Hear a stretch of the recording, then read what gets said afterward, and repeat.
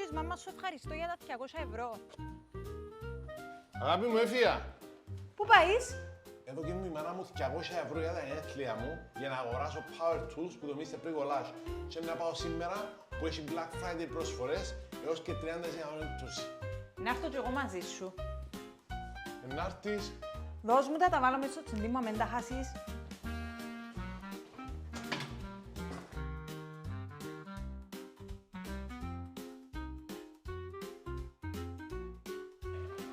Να σου πω, αφήνω σε στα τρυπανάκια σου και πάω να δω τι άλλον έχει. Εντάξει, οκ.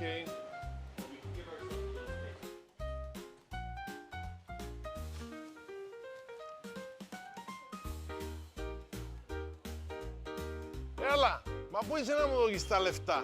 Τέγιονε, έλα να με βοηθήσεις να βάλουμε τα πράγματα μέσα στο αυτοκίνητο και εξόδεψα τα λεφτά. Είχαν και άλλες προσφορές Black Friday. Εξόδεψες τα. Α, τούτο ρε, που νόμιζαν ότι είναι να ξοδέψει τούτο στα λεφτά.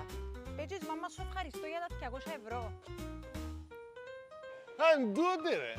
Εξόδεψε μας και 200 €, έπιαμε και να τα κάνουμε. Τα εμπρικολάζ.